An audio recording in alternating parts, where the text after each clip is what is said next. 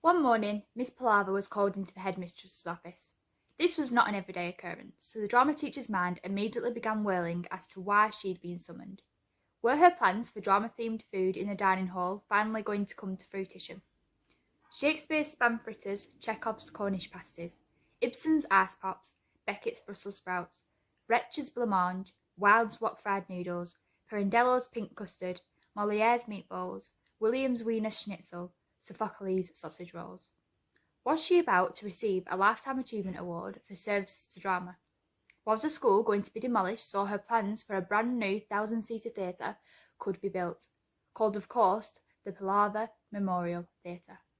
Was the headmistress stepping down and Miss Palaver taking over, allowing her to turn Lady Ostentatious into a drama school with lessons only in drama, drama and more drama?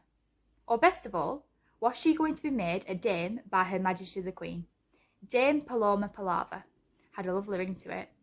The answer to all these questions was a big fat no. But Miss Palaver didn't know that yet. The school secretary led her into the headmistress's oak-panelled office. As you might expect from a school so drenched in history, the room was full of leather-bound books and oil paintings of the previous headmistresses. "You senneth for me, O Great One," announced Palaver, as she wafted into the room, her cape trailing behind her. "It is I, the greatest drama teacher the world has ever known, Miss Palaver." "Yes, one knows who you are," snapped the frightfully posh headmistress. She was stern at the best of times. The lady didn't have time for the silly teacher and her even sillier production. "Sit down," she ordered. Miss Palaver lowered herself onto the chair slowly and theatrically. It took a few minutes for her bottom to actually reach the seat. Finally, the headmistress could begin. "One has brought you here today as one needs to talk about what you have proposed for this year's school play. The complete works of William Shakespeare, unabridged," asked Miss Palaver brightly. "Yes," replied the headmistress wearily. "That I saith William Shakespeare the playwright, not William Shakespeare my pet goldfisher. One gathered that, one assumes your pet goldfish hasn't written any plays. One or two, but they are not of great. They tend to go round and round in circles like him." The headmistress rolled her eyes. Miss Palaver really was bananas. "Miss Palaver, one is saying no."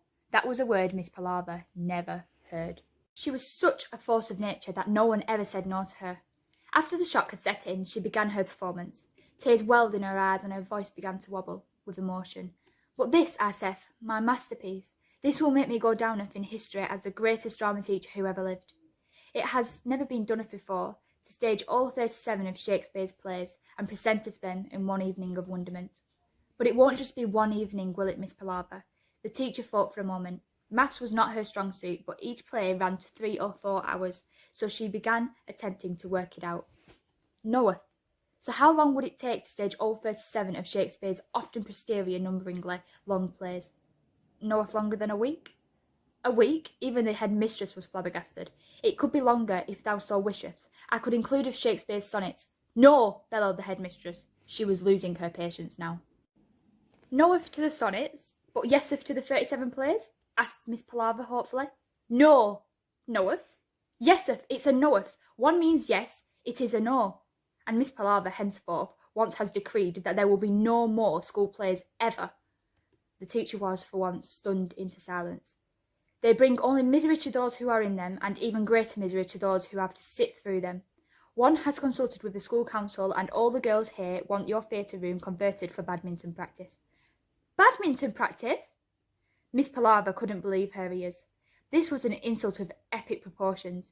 "Headmistress, do I hear thee correctly? Or thou sayest knoweth to the very first staging of all 37 of Shakespeare's plays, so the girls can hit she could barely bring herself to say it, shuttlecock?" "Yes, I am," replied the headmistress. "Now, Miss Palaver, one has an extremely posh school to run.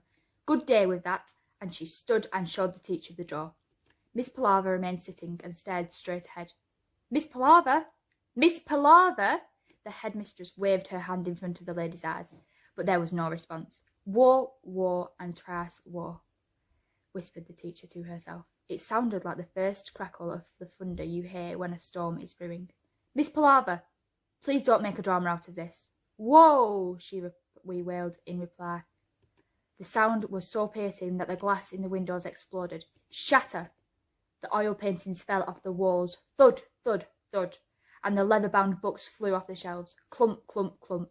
"Stop that wailing at once, Miss Palaver," ordered the headmistress. "Out, out, out."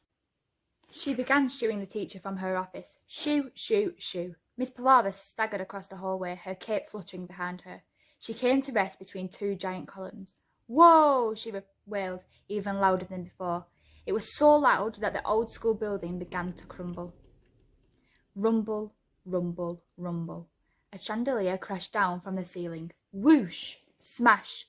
Plaster exploded from the walls. Kaboom! Doors flew off their hinges. Thud, thud, thud. Girls and teachers began screaming out of their classrooms. "Ah! No! Help!" Everyone escaped to the safety of the lawn, leaving Miss Palaver wailing alone in the school building. This time she pushed with all her strength against the two giant columns. Huge cracks began shooting across them. Crack, crook, crock. As the columns crumbled, so did the old stately home itself.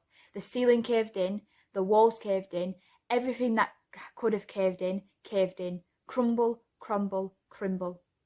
Boom, bash, smash. Soon the historic Lady Ostentatious School for Posh Girls was nothing but a pile of rubble. A cloud of dust covered everyone and everything. Cough, splutter, gasp. As the dust slowly cleared, all the staff and pupils began to make out a lone figure amongst the rubble. The figure looked like a statue, standing motionless, covered from head to toe in grey dust and debris. "Miss Palaver," called out the headmistress. On hearing her name, the statue came to life.